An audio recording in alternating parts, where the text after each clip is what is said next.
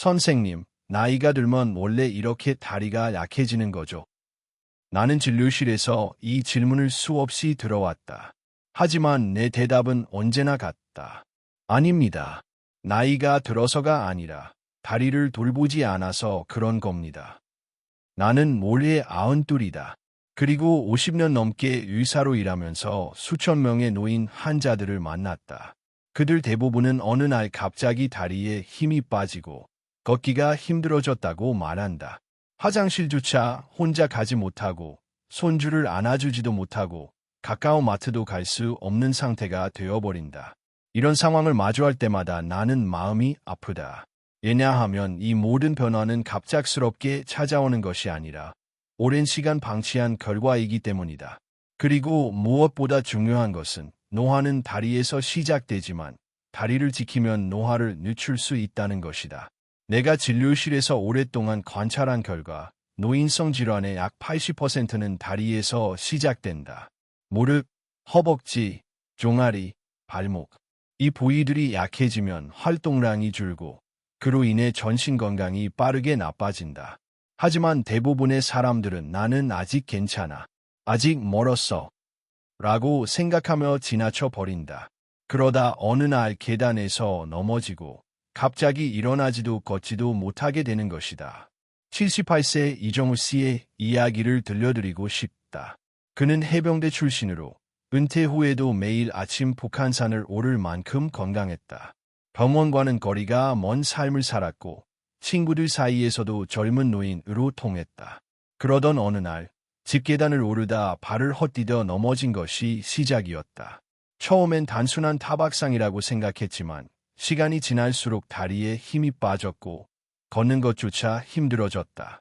6달 뒤 그는 보행기 없이는 화장실조차 가지 못하는 상태가 되었다. 그는 내게 물었다. 선생님, 이건 그냥 늙어서 그런 거 아닙니까? 나는 단호하게 말했다. 절대 그렇지 않습니다. 지금부터라도 관리하면 회복할 수 있습니다.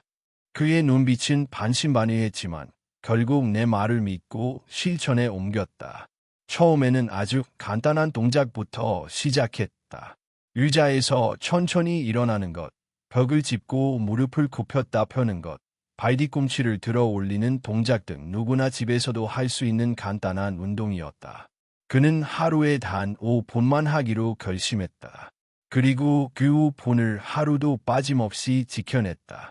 6달이 지났을 때 그는 보행기를 놓고 다시 혼자 걸을 수 있게 되었다.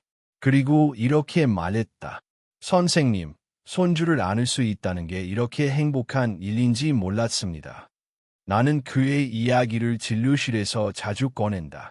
왜냐하면 그것이 바로 희망의 증거이기 때문이다. 나이 때문에 포기하려는 이들에게 그 역시 같은 출발선에서 다시 시작했다는 사실을 알려주고 싶다. 많은 사람들이 말한다. 이런 걸 왜 이제야 알게 된 걸까요? 조금만 더 일찍 알았더라면. 그래서 나는 지금 이 글을 읽고 있는 당신에게 말하고 싶다. 지금 이 순간은 결코 우연이 아닙니다. 당신이 이 이야기를 듣게 된 것은 아직 늦지 않았다는 신호입니다. 지금이 바로 다리를 지키기 위한 첫걸음을 내디딜 때입니다. 노화는 막을 수 없지만 노화의 속도를 늦출 수 있습니다. 그리고 그 첫 단추는 다리에서 시작됩니다. 나는 매일 아침 6시에 일어난다. 혼자 일어나 이불을 깬 뒤 집 근처 공원까지 산책을 나간다. 아직 해가 뜨기 전에 차가운 공기를 느끼며 나는 심호흡을 한다. 그리고 스스로에게 말한다. 오늘도 걸을 수 있음에 감사합니다. 92세인 지금도 나는 진료를 보고 강연을 다니고 손주들과 놀이터에서 뛴다. 그리고 이것은 누구에게나 가능한 일이다. 단, 늦지 않게 시작한다면 이정호 씨처럼 당신도 할 수 있다. 지금 당장 큰 것을 바꿀 필요는 없다. 하루 5분, 딱 5분만 다리에 집중해보자. 그 5분이 쌓이면 다리는 다시 힘을 되찾고 당신의 인생도 다시 활력을 되찾을 것이다. 다리가 무너지면 자루가 무너진다. 하지만 다리를 지키면 인생도 지킬 수 있다. 나는 말하고 싶다. 당신의 다리가 건강해야 당신의 삶도 건강할 수 있다. 지금 이 순간 그 소중한 첫걸음을 시작해보자. 이정우 씨의 이야기를 들은 많은 사람들은 고개를 끄덕이면서도 마음 한구석에 의문을 품는다. 그 사람은 원래 건강했으니까 가능한 거 아니야.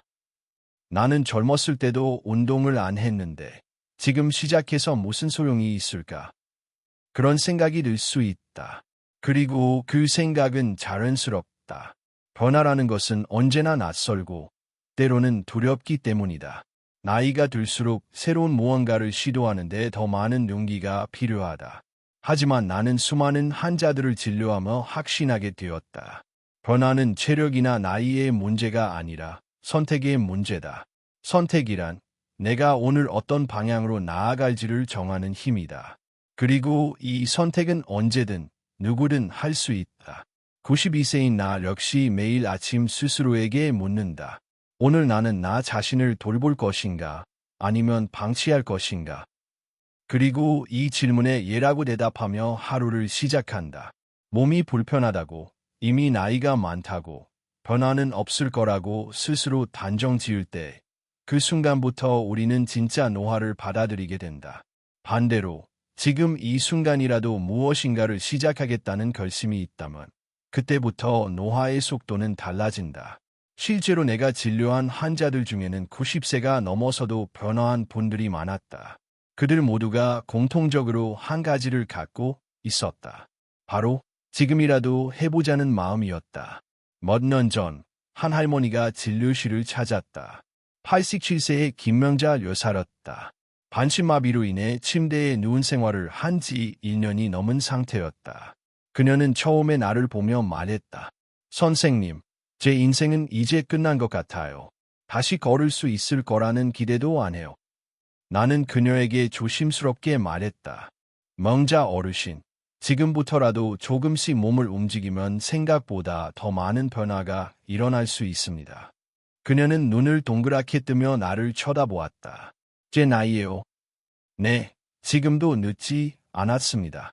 그날 이후 그녀는 병원에서 배운 간단한 스트레칭과 다리 들기 운동을 매일 10분씩 하기 시작했다.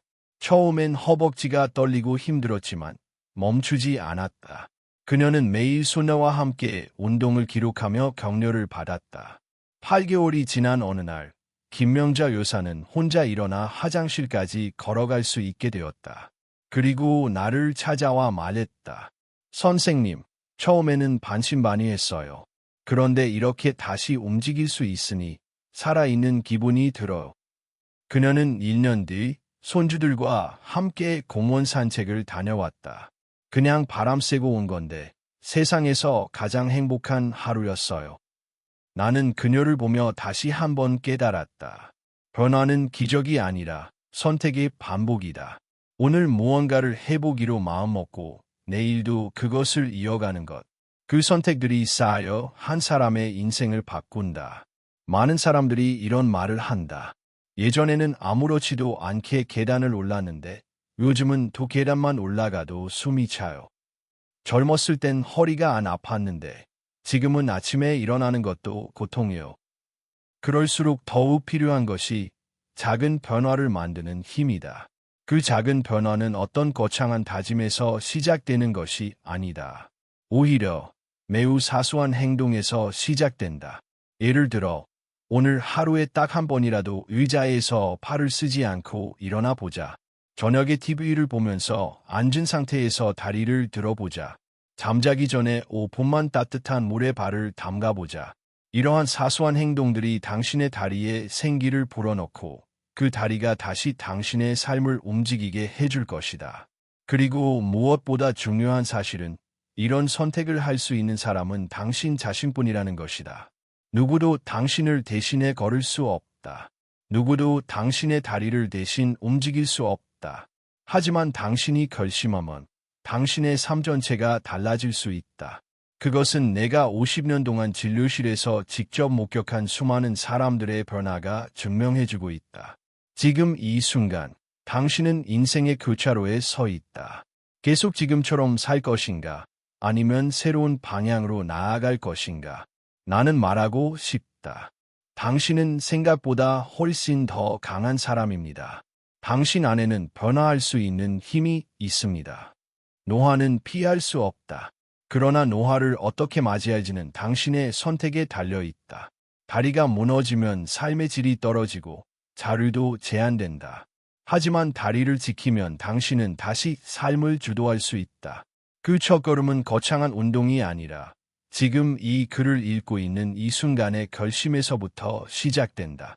이제 선택은 당신의 몫이다. 앞서 말했듯이 노화를 늦추고 삶의 질을 높이는 가장 중요한 열쇠는 다리에 있다. 그리고 그 다리를 지키는 가장 확실한 방법은 움직이는 것이다. 운동이라고 하면 많은 사람들이 겁부터 낸다. 헬스장에 가야 하나요? 비싼 운동기구가 필요한가요? 나이 들어서 무거운 걸 들 수 있을까요? 이런 질문들을 진료실에서 자주 듣는다. 그럴 때마다 나는 미소를 지으며 말한다. 아니요. 아무것도 필요 없습니다.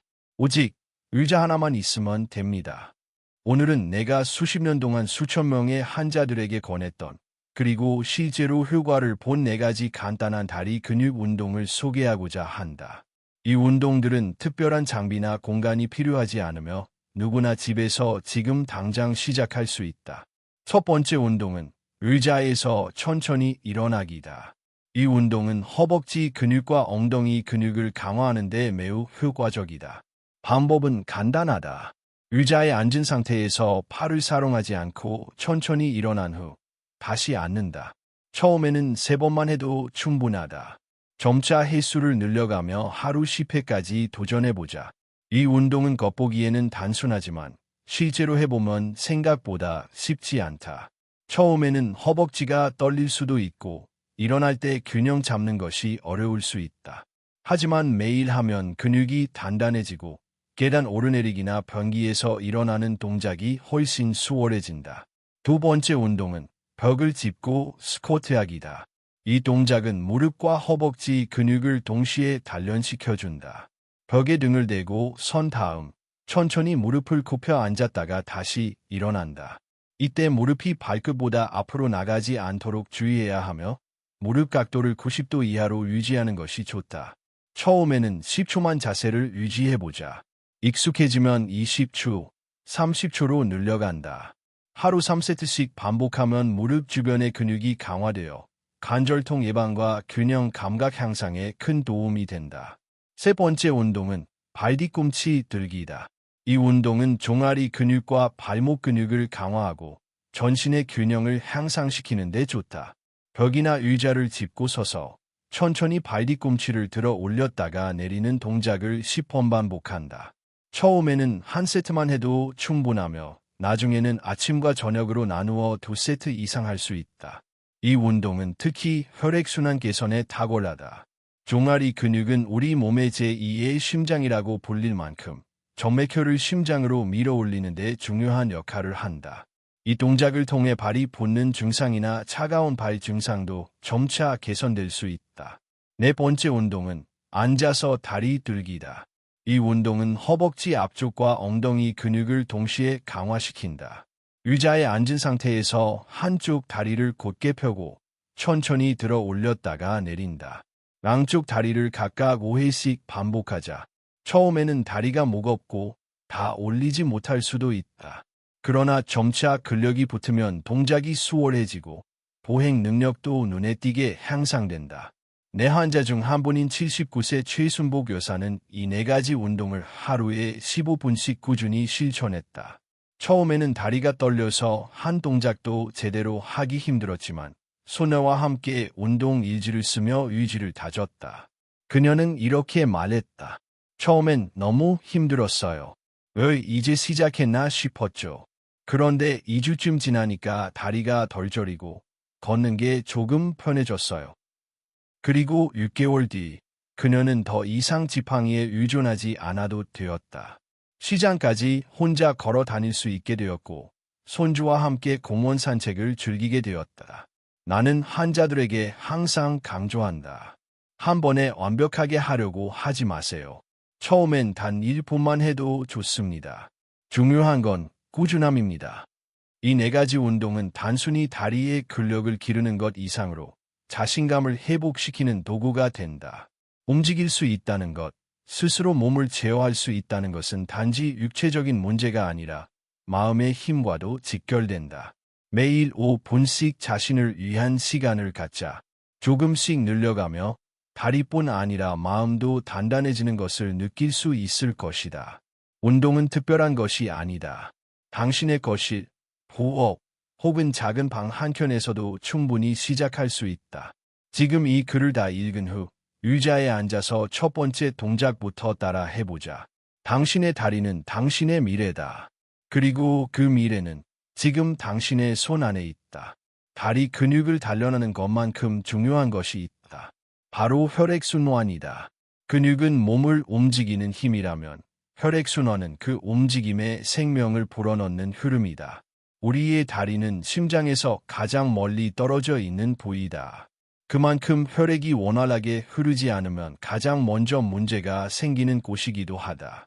발이 자주 붓고 저리며 차가운 이유, 밤에 다리가 쑤시고 잠을 설치는 이유도 대부분 혈액이 원활히 순환하지 않기 때문이다.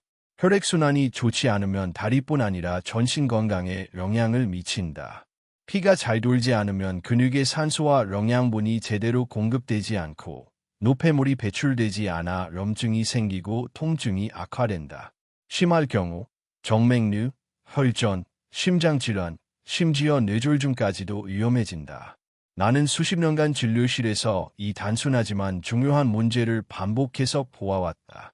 특히 활동량이 줄어드는 은퇴 이후 많은 사람들이 다리 통증과 붓기를 당연하게 여긴다. 나이가 들면 다 그렇지 뭐. 좀 저리고 아프긴 해도 참을 만해요. 그러나 참는다고 나아지는 것은 아니다. 오히려 방치할수록 더 큰 문제로 발전한다. 84세의 책임자 여사의 이야기를 들려주고 싶다. 그녀는 인천에서 30년 넘게 초등학교 교사로 근무하다 은퇴한 후 비교적 조용한 삶을 살고 있었다. 처음에는 가끔씩 발이 붓고 다리가 저린 증상이 나타났다. 하지만 그녀는 그것을 대수롭지 않게 넘겼다. 그냥 오래 걸었나 보다. 며칠 쉬면 괜찮아지겠지.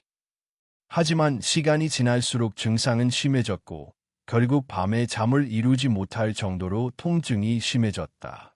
가까운 병원을 다녀도 특별한 치료 없이 진통제만 처방받고 돌아오곤 했다. 그러던 어느 날 그녀는 우연히 지역복지관에서 열린 건강 강의를 듣게 되었다. 그날 강의를 맡은 사람이 바로 나였다. 나는 혈액순환의 중요성과 그 영향에 대해 강의했다. 그리고 다리 통증이 단순한 노화 현상이 아니라 몸의 경고 신호임을 강조했다. 강의가 끝난 뒤 그녀는 나에게 다가와 말했다. 선생님, 저도 어젯밤에 다리가 너무 아파서 잠을 못 잤어요. 손주랑 놀아주지도 못하고 마음이 너무 답답했어요. 나는 그녀에게 간단한 4가지 방법을 안내해드렸다. 특별한 장비도 필요 없고 집에서 매일 실천할 수 있는 방법들이다. 첫째, 발목 펌프 운동이다. 의자에 앉은 채로 발끝을 위아래로 움직이는 간단한 동작이다. 마치 자동차의 엑셀을 밟았다 뗐다 하는 느낌으로 반복하면 된다. 이 운동은 종아리 근육을 수축시키고 이완시켜서 정맥 속 혈액이 심장 쪽으로 잘 흐르게 돕는다. 하루 100번, 식후마다 하면 더욱 효과적이다. 둘째, 따뜻한 물에 발 담그기다. 38도 정도의 따뜻한 물에 천일염 1스푼을 넣고 발을 15에서 20분간 담근다. 이때 무릎 아래까지 담그는 것이 좋다. 따뜻한 물은 혈관을 확장시켜 혈류를 원활하게 하고 염증을 가라앉히는 데에도 도움이 된다. 매일 저녁 텔레비전을 보면서 하면 부담 없이 꾸준히 할 수 있다. 셋째, 다리 높이 들기다. 침대나 소파에 누운 상태에서 다리를 심장보다 높게 올리고 15분간 유지한다. 쿠션이나 이불을 접어 다리 아래에 놓으면 된다. 중력의 도움으로 정체된 혈액이 다시 심장으로 돌아가면서 다리 부종을 줄이고 혈압 조절에도 도움을 준다. 아침, 점심, 저녁 하루 3번이면 충분하다. 넷째, 다리 마사지다.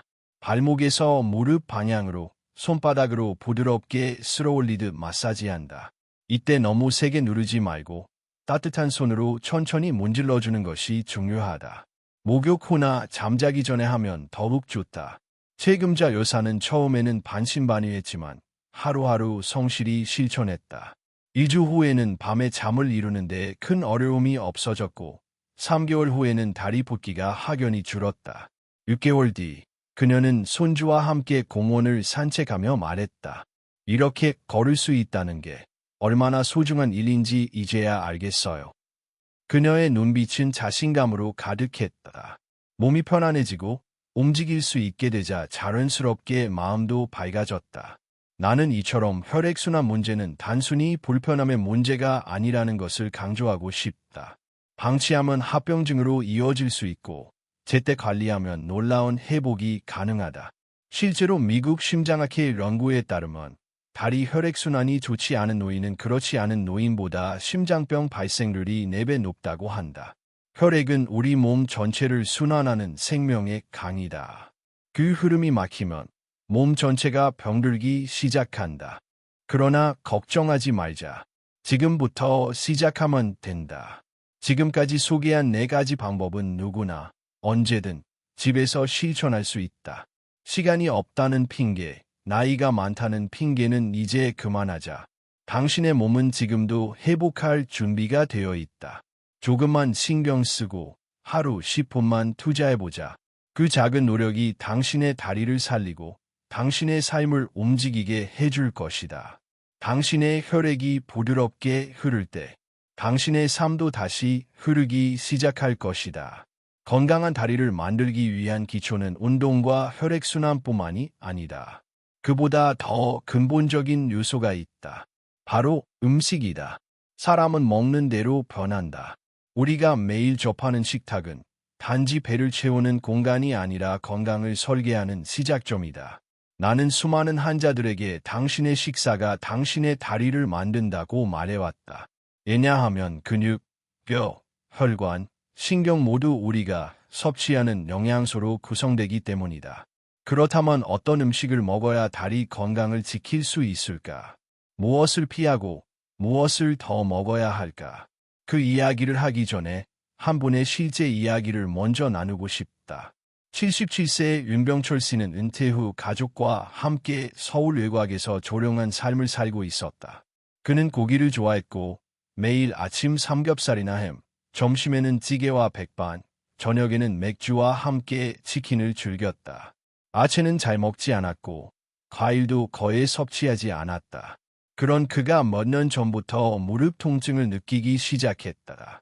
처음에는 걷다가만 아프다가 점점 계단을 오르내리는 것도 힘들어졌고 결국 병원을 찾게 되었다. 엑스레이 결과는 명확했다. 퇴행성 관절염 진행 단계였다. 그는 내게 물었다. 선생님, 수술밖에 방법이 없나요? 나는 고개를 저었다. 지금 단계에서는 식습관을 바꾸는 것만으로도 큰 변화를 만들 수 있습니다. 처음엔 믿지 못하는 눈치였다. 제가 고기를 좋아해서 무릎이 아픈 건가요? 나는 부드럽게 설명했다. 과도한 포화지방 섭취는 염증 반응을 유발하고 관절 내 연골을 손상시키며 체중 증가로 무릎에 부담을 준다. 반면 항염작용이 있는 음식들은 염증을 줄이고 관절을 보호한다. 그는 고민 끝에 실천을 결심했다. 하루 세 끼를 야채와 생선 위주로 바꾸고 가공식품과 튀김, 설탕 섭취를 줄였다. 매일 아침 두류와 바나나, 점심에는 생선구이와 나물 반찬, 저녁에는 가볍게 닭가슴살과 샐러드를 먹기 시작했다. 간식으로는 견과류와 블루베리, 음료는 녹차와 생강차로 바꾸었다. 6개월 후 그는 체중이 8kg 줄었고 무릎 통증이 70% 감소했다. 1년 뒤 그는 등산 동호회에 다시 합류했다. 그는 웃으며 말했다. 예전에는 맛있는 음식이 행복이라고 생각했는데 지금은 움직일 수 있는 몸이 진짜 행복입니다. 그렇다면 어떤 영양소가 다리 건강에 가장 중요한 역할을 할까? 나는 크게 3가지를 강조하고 싶다. 첫째, 단백질이다. 단백질은 근육과 연골을 구성하는 기본 재료다. 나이가 들수록 근육이 자연스럽게 줄어드는데 이를 막기 위해 단백질 섭취가 필수적이다. 좋은 단백질 식품으로는 두부, 달걀, 닭가슴살, 저지방 우유, 생선, 콩류 등이 있다. 하루 3끼 중 최소 2끼에는 단백질이 포함되어야 한다. 둘째, 칼슘과 비타민 D다. 칼슘은 뼈를 구성하고 비타민 D는 칼슘이 흡수되도록 도와준다. 칼슘이 벽돌이라면 비타민 D는 그 벽돌을 단단히 붙여주는 시멘트와 같다. 칼슘이 풍부한 음식으로는 멸치, 뼈째 먹는 생선, 유제품, 두부 등이 있고 비타민 D는 햇빛, 연어, 참치, 표고버섯 등에서 얻을 수 있다. 매일 15분 정도 햇빛을 쬐는 것도 좋은 방법이다. 셋째, 항산화 식품이다. 항산화 물질은 염증을 줄이고 노화를 늦추며 혈관 건강을 지켜준다. 특히 색이 진한 채소와 과일에 많이 들어있다. 블루베리, 라즈베리, 시금치, 고구마, 당근, 브로콜리, 토마토 등 다양한 색깔의 식재료를 섭취하는 것이 중요하다. 나는 환자들에게 항상 이렇게 말한다. 매일 5가지 색깔의 음식을 드세요. 빨강, 초록, 노랑, 보라, 하얀색이 조화롭게 들어간 식탁이 곧 건강한 몸을 만든다. 물론 피해야 할 음식도 있다. 가공식품, 튀김, 마가린, 흰밀가루, 설탕이 많이 들어간 음식. 지나치게 짠 음식은 염증을 유발하고 혈액순환을 방해한다. 하지만 모든 음식을 다 포기하라는 뜻은 아니다. 대체 식품을 활용하면 된다. 튀김 대신 구이나 찜, 설탕 대신 꿀이나 스테비아, 흰쌀 대신 현미, 맵고 짠 양념 대신 간장 베이스의 가벼운 양념으로 바꿔보자. 식습관을 바꾸는 일은 하루아침에 되지 않는다. 처음부터 완벽하게 하려고 하지 말고 하나씩 바꾸는 것이 중요하다. 예를 들어 일주일에 하루는 고기 없는 날로 정하고 그날만은 콩, 두부 2주의 식사를 해보자. 아침에 과일 하나를 챙겨 먹는 습관부터 시작해도 좋다. 이처럼 음식은 단순히 영양을 공급하는 수단이 아니라 몸을 회복시키는 가장 강력한 약이 될 수 있다. 다리의 힘은 식탁에서 시작된다. 그리고 건강한 다리는 건강한 인생을 걷게 해준다. 지금 이 순간부터 당신의 식사를 다시 돌아보자. 오늘 하루 무엇을 먹을지 선택하는 그 순간이 곧 당신의 다리를 위한 첫걸음이 될 수 있다. 우리는 매일 수많은 습관 속에서 살아간다. 습관은 우리의 몸과 마음을 형성하는 보이지 않는 손이다. 좋은 습관은 건강을 지키고 나쁜 습관은 건강을 무너뜨린다. 지금까지 우리는 다리 건강을 지키기 위한 다양한 방법들을 이야기했다. 운동을 하고 혈액순환을 돕고 영양을 채우는 것이 얼마나 중요한지 살펴보았다. 하지만 그 모든 노력도 잘못된 생활습관 하나로 쉽게 무너질 수 있다. 나는 수많은 환자들을 진료하면서 이 사실을 직접 확인해왔다. 운동을 열심히 해도 식단을 조절해도 일상 속에 반복되는 나쁜 습관이 있다면 회복은 더디고 고통은 계속된다.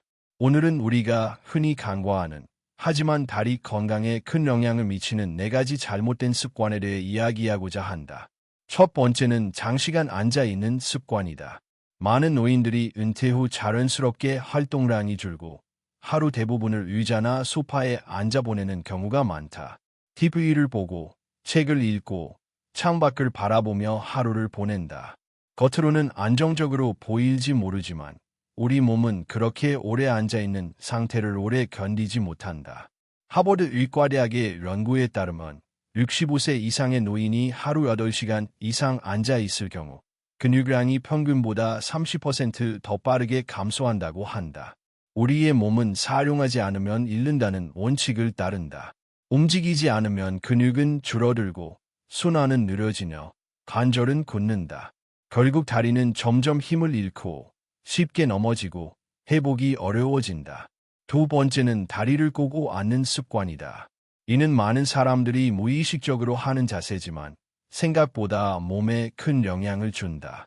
다리를 꼬면 골반이 한쪽으로 치우치고 척추의 정렬이 흐트러진다. 이는 허리 통증, 골반 불균형, 정맥류, 무릎 통증 등 다양한 문제로 이어진다. 특히 여성 노인들에게서 이러한 자세로 인한 골반 기울어짐과 무릎 퇴행성 변화가 자주 나타난다. 의자에 앉을 때는 양발을 바닥에 평평하게 두고 무릎은 90도로 유지하는 것이 좋다. 등은 바르게 펴고 허리는 곧게 세워야 한다. 이런 자세 하나만으로도 다리에 가는 부담을 줄이고 전체적인 자세를 개선할 수 있다. 세 번째는 잘못된 신발 착용 습관이다. 발은 우리의 몸을 지탱하는 기초다. 건물의 기초가 부실하면 아무리 구조가 튼튼해도 무너지듯 발이 불편하면 다리와 허리 전체에 무리가 간다. 특히 나이가 들면 발의 형태도 변한다. 발볼이 넓어지고 발바닥의 지방층이 얇아지며 쿠션 기능이 악해진다. 그런데도 많은 노인들은 오래된 신발을 그대로 신거나 미끄러운 실내 슬리퍼, 너무 단단한 구두를 계속 착용한다. 신발은 가볍고 발볼이 넉넉하며 바닥이 미끄럽지 않고 쿠션감이 있어야 한다. 1년에 한 번 정도는 발 사이즈를 다시 측정하고 신발을 교체하는 것이 좋다. 신발 하나 바꾸는 것만으로도 보행 자세가 바르고 다리 통증이 크게 줄어드는 경우를 많이 보았다. 네 번째는 스트레스 방치 습관이다. 사람들은 종종 스트레스와 다리 건강을 별개로 생각한다. 하지만 실제로 스트레스는 우리 몸의 눈에 보이지 않는 긴장을 만들어낸다. 스트레스를 받을 때 근육은 무의식적으로 긴장한다. 혈관은 수축되고 혈류가 줄어들며 몸 전체가 경직된다. 이 상태가 지속되면 다리에 통증이 생기고 근육 회복 속도도 느려진다. 서울대학교 병원의 연구에 따르면 스트레스 호르몬인 코르티솔 수치가 높은 노인은 근감소증 발생률이 2배 이상 높다고 한다. 따라서 정서적 안정은 신체 건강과 직결된다. 매일 10분이라도 산책을 하거나 심호흡, 가벼운 명상, 음악 감상 등으로 긴장을 푸는 습관이 필요하다. 81세 정순이 여사의 이야기가 기억난다. 그녀는 은퇴 후 책 읽기와 TV 시청으로 하루 대부분을 앉아서 보냈다. 처음에는 편안했지만 3년이 지나자 다리 저림, 허리 통증, 무릎의 무거움이 심해졌다. 병원을 찾은 그녀는 말했다. 운동도 안 했고 아픈 데도 없었는데 왜 이러는 걸까요? 나는 그녀에게 이 4가지 습관을 점검해보자고 권유했다. 그녀는 꾸준히 노력했다. 30분마다 일어나 걷기, 다리 꼬기 금지, 신발 교체, 아침 산책을 습관화했다. 6개월 후 그녀는 지팡이 없이 10분 이상 걷게 되었고 1년 후에는 손주와 함께 동물원 나들이를 다녀왔다. 그녀는 환하게 웃으며 말했다. 비싼 운동기구도 특별한 약도 없이 이렇게 간단한 변화로 삶이 달라질 줄은 몰랐어요. 이처럼 우리의 다리는 화려한 변화보다 소박한 실천을 기다리고 있다. 일상 속 작은 습관들이 모여 다리를 지키고 나아가 삶을 바꾸는 것이다. 지금 이 순간 자신에게 물어보자. 나는 오늘 얼마나 오래 앉아 있었는가? 지금 앉아 있는 자세는 바른가? 신발은 편안한가? 마음을 쉬게 해준 시간이 있었는가? 이 질문에 하나라도 아니오라고 답했다면 지금부터 바꾸면 된다. 작은 습관이 큰 변화를 만든다. 그리고 그 변화는 당신의 다리에서부터 시작된다. 우리는 앞서 다리 건강을 위협하는 잘못된 습관들에 대해 이야기했다. 장시간 앉아 있는 자세, 다리 꼬기, 불편한 신발, 그리고 스트레스 방치는 우리의 다리를 천천히 무너뜨린다. 하지만 반대로 일상 속에서 아주 작은 습관을 바꾸는 것만으로도 놀라운 변화가 가능하다. 나는 이것을 작은 실천의 힘이라고 부른다. 작은 변화 하나가 우리 몸 전체에 긍정적인 파장을 일으키기 때문이다. 오늘 소개할 4가지 실천은 모두 누구나 집에서 일상 속에서 할 수 있는 것들이다. 별도의 시간, 비용, 장비가 필요하지 않다. 필요한 것은 단 하나, 지금 시작하겠다는 결심이다. 첫 번째, 30분마다 일어나 움직이기이다. 많은 사람들이 하루 대부분을 앉아서 보낸다. TV를 볼 때, 신문을 읽을 때, 식사 후 쉬는 시간까지 앉아있는 시간이 자연스럽게 늘어난다. 그러나 앉아있는 자세가 오래 지속되면 하체 근육은 점점 악해지고 혈액순환도 느려진다. 이 문제를 해결하는 가장 간단한 방법은 시간을 쪼개서 움직이는 것이다.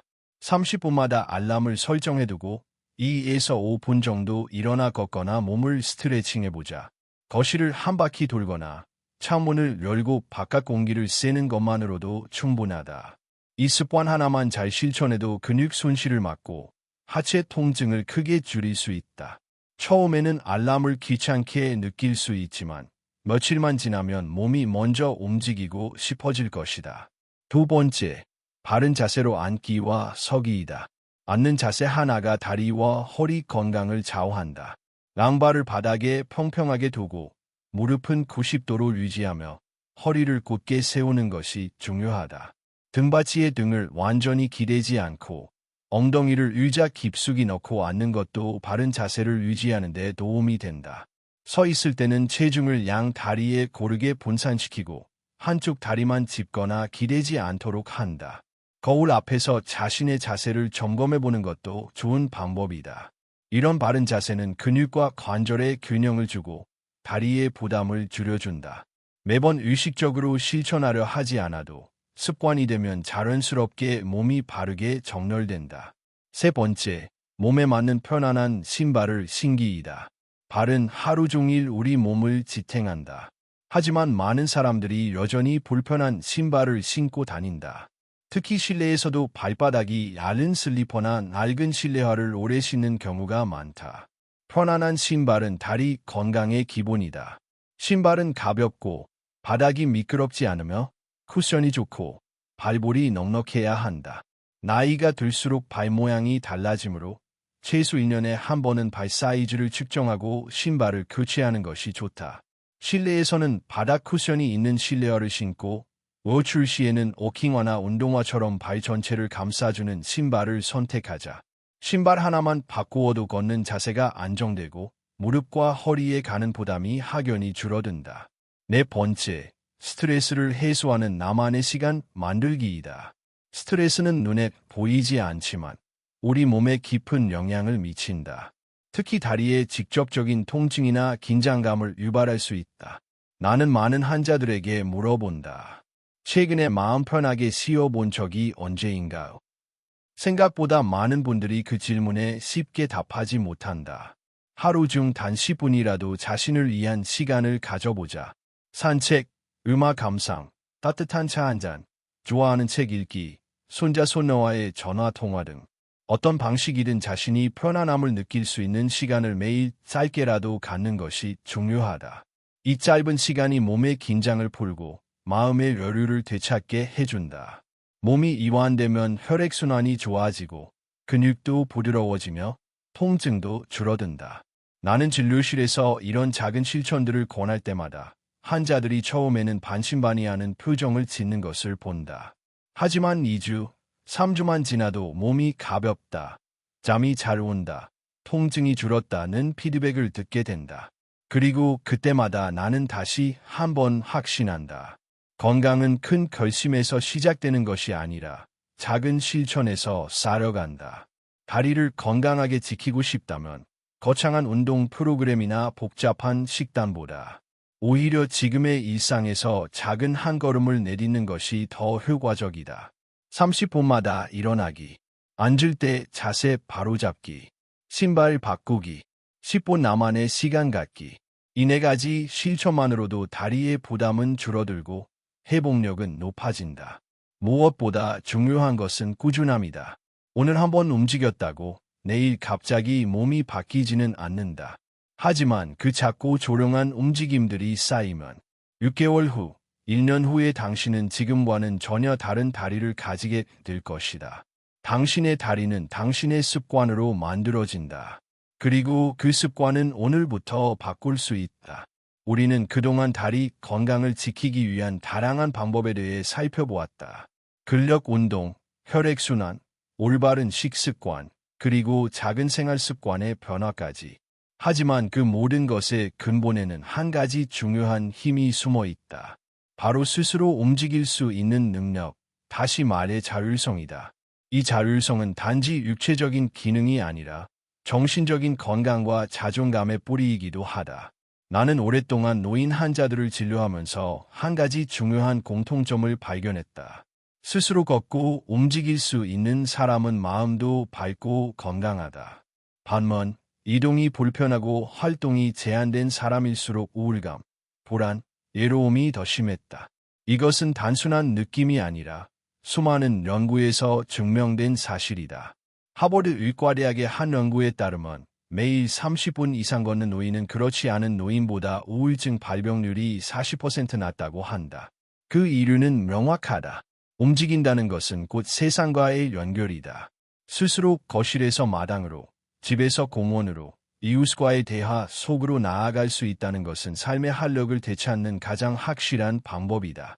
나는 이러한 걷는 힘이 정신 건강에 얼마나 깊은 영향을 미치는지를 잘 알고 있다. 그래서 진료실에서 단순히 운동 방법만을 가르치지 않는다. 걸을 수 있는 희망을 되찾게 하고 걷고 싶은 마음을 불러일으키는 것부터 시작한다. 몇 해 전 80세의 김영자 여사가 내 진료실을 찾았다. 그녀는 허리 디스크와 무릎 관절염으로 인해 3년 넘게 거의 외출을 하지 못했다. 친구들과의 모임도 하나둘씩 끊겼고 손주들이 놀러와도 함께 나가 놀지 못했다. 그녀는 말했다. 어느 순간부터 그냥 침대에 누워있는 시간이 많아졌어요. 몸이 아파서 그런 것도 있지만 나가고 싶은 마음도 점점 줄더라고. 나는 그녀의 몸 상태만큼이나 마음 상태가 더욱 걱정되었다. 그래서 그녀와의 첫 상담에서 운동 이야기 대신 매일 아침 창밖을 바라보며 할 수 있는 작은 걷는 상상을 해보자고 제안했다. 그리고 일주일에 한 번은 손주의 손을 잡고 아파트 복도를 걷자고 권했다. 처음엔 겨우 3분이었다. 하지만 김 여사는 포기하지 않았다. 매주 조금씩 걸음수를 늘려갔고 6개월 후에는 엘리베이터를 타고 1층까지 내려와 단지 내 벤치에 앉을 수 있게 되었다. 그리고 1년이 되었을 때 그녀는 놀라운 말을 했다. 선생님, 다시 걷기 시작하고 나니까 예전처럼 사람들과 이야기하고 싶어졌어요. 삶이 다시 열리는 느낌이에요. 나는 그 순간 다시 한번 확신했다. 몸이 움직이면 마음도 움직인다. 걷는다는 것은 단순한 이동이 아니다.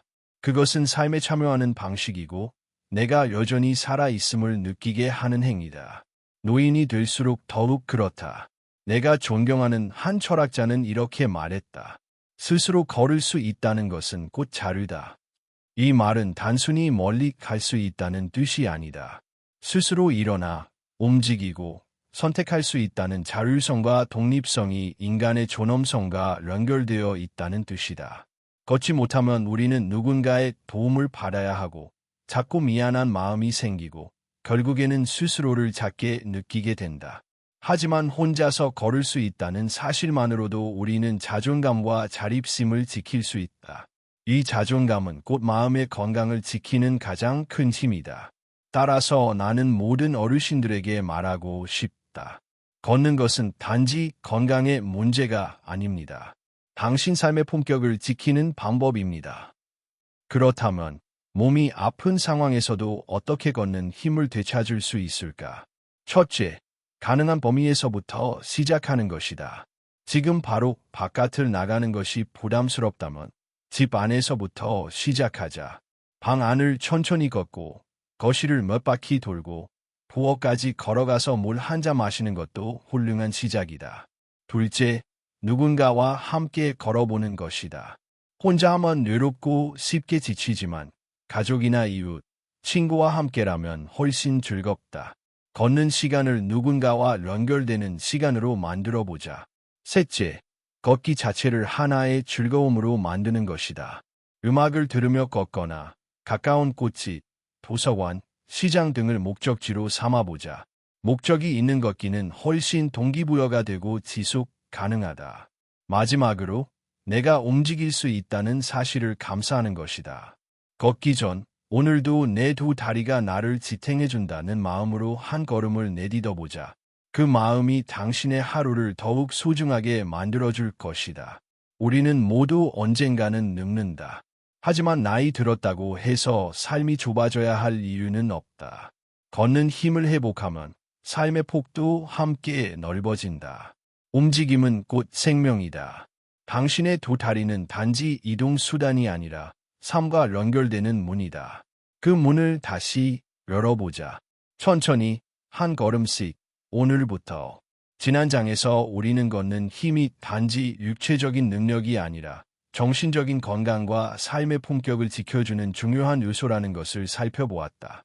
많은 사람들이 움직일 수 있는 능력을 잃은 후에야 그것이 얼마나 소중한 것인지 깨닫는다.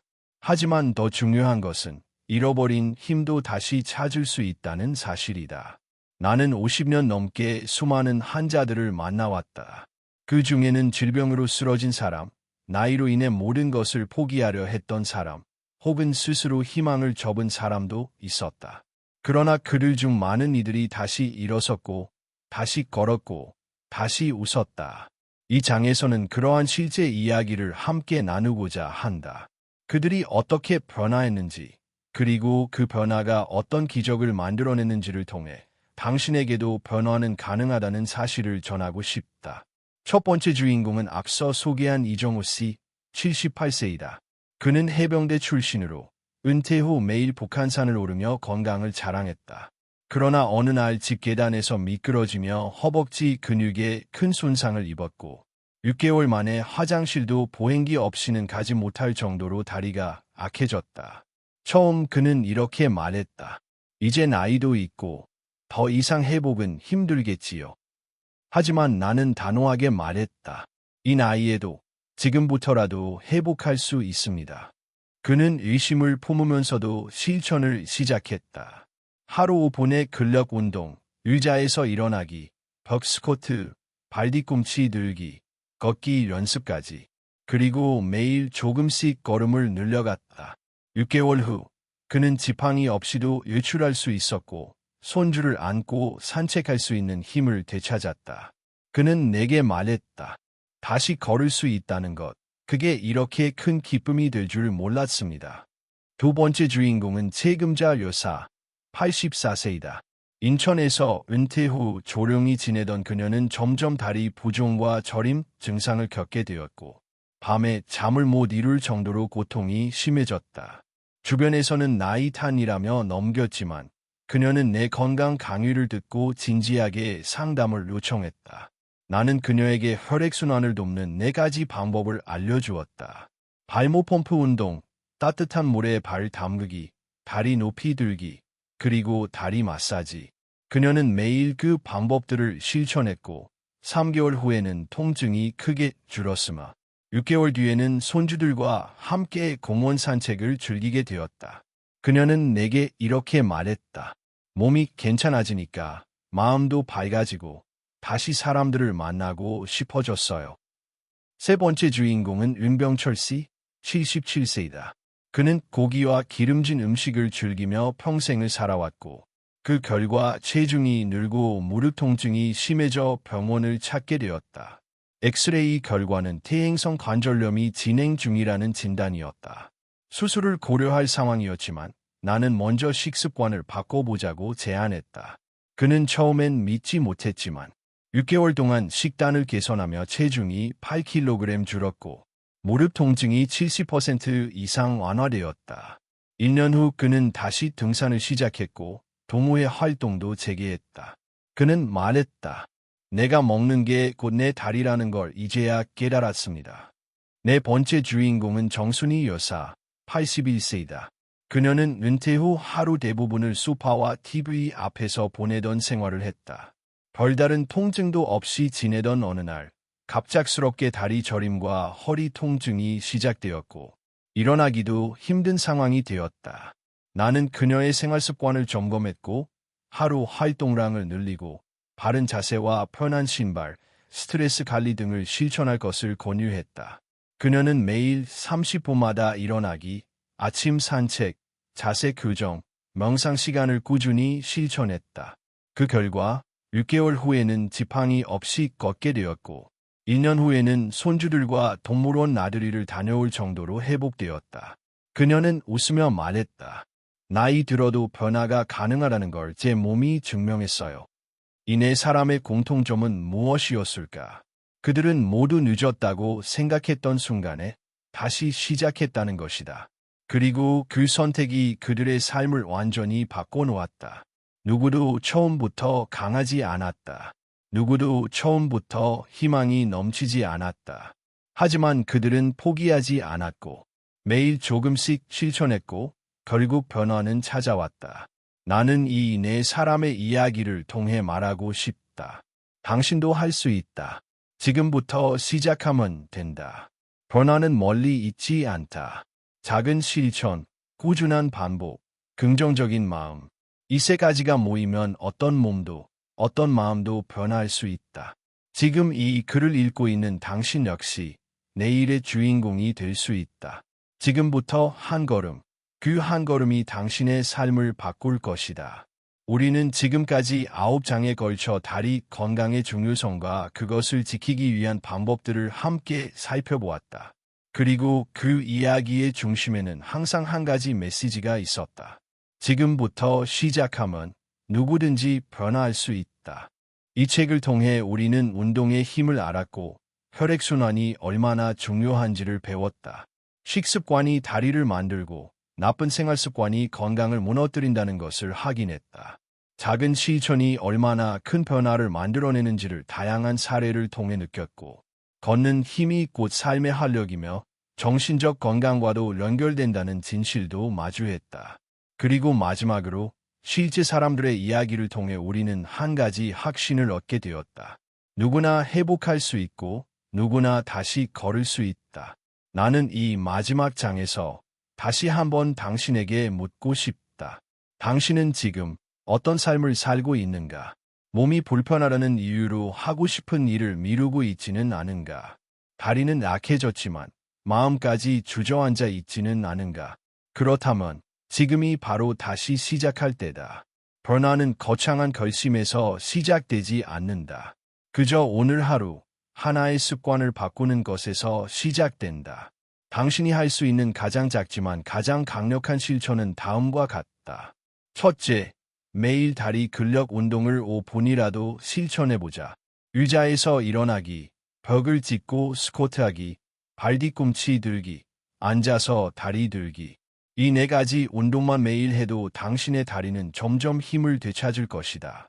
둘째, 혈액순환을 위한 습관을 하나 실천해보자. 식후에 발목을 100번 움직이거나 저녁에 따뜻한 물에 발을 담가보자. 잠자기 전 다리 마사지를 하거나 낮잠 후 다리를 높게 올려보자. 이 간단한 습관들이 다리 통증과 붓기를 줄여주고 더 편안한 밤을 만들어줄 것이다. 셋째, 식탁 위의 변화를 만들어보자. 하루 한 끼라도 색깔 있는 채소와 좋은 단백질을 포함한 식사를 준비해보자. 가공식품 대신 자연 그대로의 재료로 만든 음식을 선택하고 하루 한 잔의 생강차나 녹차로 몸의 염증을 다스려보자. 넷째, 앉아있는 시간을 줄이고 일어나는 시간을 늘려보자. 30분마다 일어나기 알람을 맞추고 5분이라도 몸을 움직여보자. TV를 볼 때도 강부 시간에 일어나 스트레칭을 해보자. 다섯째, 내 마음을 돌보는 시간을 하루에 단 10분이라도 마련하자. 창밖을 바라보며 숨을 고르고 좋아하는 음악을 들으며 걷고 손주와 통화를 하거나 짧은 일기를 써보자. 몸이 편안해지는 만큼 마음도 가벼워질 것이다.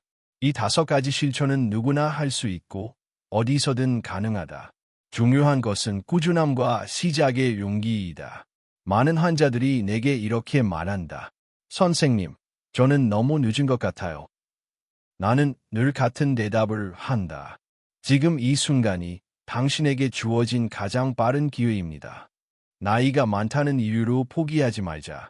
몸이 불편하다는 이유로 좌절하지 말자. 당신의 몸은 지금도 회복할 수 있는 능력을 지니고 있다. 우리의 근육은 움직이면 반응한다. 우리의 혈관은 순환이 시작되면 살아난다.